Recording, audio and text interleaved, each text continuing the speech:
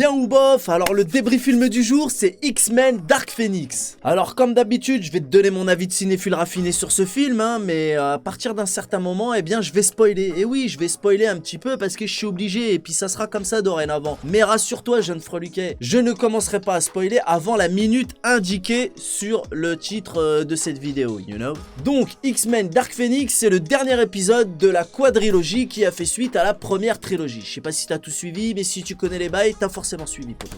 Bon alors comme beaucoup d'entre vous, j'avais été très déçu par le précédent épisode X-Men Apocalypse. Franchement ça l'avait pas fait du tout, mais j'étais quand même hypé par celui-ci, et du coup j'y suis allé avec beaucoup d'appréhension quand même. Mais il n'en est rien, j'ai passé un agréable moment, j'ai kiffé le film, franchement c'était du sérieux, la bande-annonce nous a pas menti, ils nous ont respecté ma gueule. Le film est magnifique visuellement, les scènes d'action sont spectaculaires, les acteurs sont très bons, l'histoire est bien ficelée, la musique est qualitative et donne une bonne ambiance. Franchement, moi je suis conquis et je trouve que c'est une belle conclusion pour cette saga, poto. J'ai trouvé Sophie Turner impeccable dans ce personnage un peu torturé, même beaucoup torturé, comme Sansa Stark d'ailleurs dans Game of Thrones. Je la suis sur Instagram, elle est sympatoche cette jeune demoiselle. Ouais, elle est sympatoche, mais pas plus que la sublime Jennifer Lawrence. Ah poto, Jennifer Lawrence, ça c'est un bail plus que sérieux. Ouais, je la suis aussi sur Insta, et alors que je n'ai. Donc Jennifer Lawrence qui fait bien évidemment partie du casting elle aussi, alors autant te dire que je me suis mis bien cet après-midi moi ma gueule. Ah, les X-Men m'avaient manqué, je suis content de les retrouver, mais faut quand même bien avouer que contrairement aux Avengers,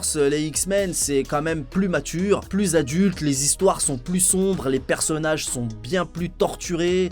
J'irai pas jusqu'à dire que c'est plus sérieux, mais en tout cas c'est clairement différent. Le film est très sombre par moments, bon ça manque un peu d'humour, mais c'est justement ce qui fait la diff, on peut pas tout avoir. J'ai trouvé ce film spectaculaire, les effets spéciaux donnent de la valeur à l'histoire, les personnages et leurs sentiments ont un sens, les morts ne sont pas inutiles, le cahier des charges est rempli ma gueule. Je m'attendais à bien pire, mais au final le film est bon, voire même très bon, avec un côté émotionnel et humain mis en valeur, des bonnes scènes d'action, une pincée de science-fiction, moi je suis conquis poto. Alors oui, peut-être que pour certains je suis bon public, et alors qu'ai-je né? J'ai kiffé ce film, les fans vont kiffer, je dirais même que les personnes qui ne sont pas forcément attirées par ce genre de film de science-fiction aimeront ce film aussi pour son côté bresson. Ouais, c'est pour remake science-fiction, et alors qu'ai-je né? Je suis un cinéphile raffiné. Moi, chez moi. J'ai passé un bon moment, j'ai pas vu le temps passer, c'est un bon divertissement, il y a un bon timing, mais je l'ai trouvé légèrement un petit peu court, ça c'est dommage. Malgré son côté sombre, ça reste quand même un film tout public, il n'y a pas de scène gore, il n'y a pas de scène sanglante, ni olé olé, donc il n'y a aucun souci de ce côté, tu peux y aller avec tes enfants, ta maman, ton chien, ton chat, tout ça. Bon alors maintenant, j'ai quand même quelques points négatifs à dénoncer sur ce film, et c'est à ce moment-là que je vais commencer à spoiler. Donc si tu veux pas se faire spoiler, jeune freluquet, va-t'en vite de cette vidéo. Je vais commencer à spoiler tes suites, pas tout à l'heure. C'est parti. Alors Raven, le rôle interprété par la jolie et sublime Jennifer Lawrence, elle est mourue.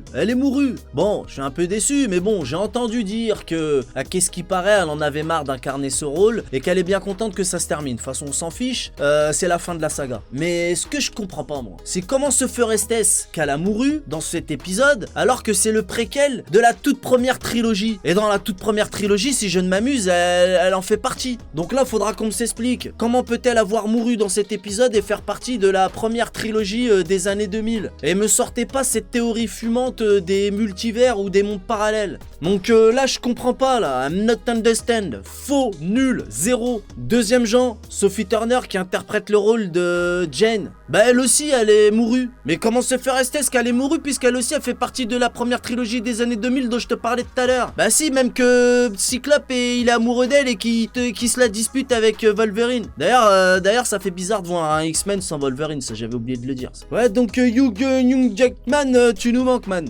Donc je t'ai craint de te dire que c'était pas très logique que le personnage de Jane meure dans cet épisode. Alors oui, à la fin du film, on voit un phénix dans le ciel. Ça sous-entend que quoi? Le phénix renaît de ses cendres, c'est ça? Ouais, donc Sophie Turner, c'est un peu Iki en fait. Tu me diras, c'est toujours mieux que Affida Turner. Ouais, mais bon, laisse ça, c'est autre chose. Un autre truc qui m'a déçu, c'est Quicksilver, un de mes personnages préférés. Il était là, puis pouf, d'un seul coup, je sais plus, il est plus là, il a disparu. Il a dû attraper la chiasse. Je sais pas si sa chiasse casse la huche, je sais pas s'il a mouru, mais ils ont oublié de filmer ça en tout cas. Bon, un autre truc qui m'a déçu, c'est pas du spoil, mais comme je l'ai dit tout à l'heure, j'ai trouvé le film beaucoup trop court. Pour le dernier X-Men de la franchise Fox, on méritait quand même quelque chose de plus long, alors peut-être pas aussi long que le dernier Avenger Endgame, mais pas loin, un truc dans le genre, un truc bien, on met le paquet, tu vois. Surtout qu'après avoir vu la qualité des effets spéciaux et des acteurs, ils auraient largement pu mettre le paquet pour ce dernier épisode, donc ouais, là pour ça je suis déçu. Par contre, un truc qui m'a plu, on reste dans le spoil, c'est les choses qu'on apprend, les genèses des personnages. Dans chaque X-Men, on en a plus ou moins, et là, on a la genèse de Jane. Du coup, on apprend comment que ça s'est passé dans sa jeunesse au niveau de ses pouvoirs et tout. Elle a eu un big accident avec ses parents, sa maman est morte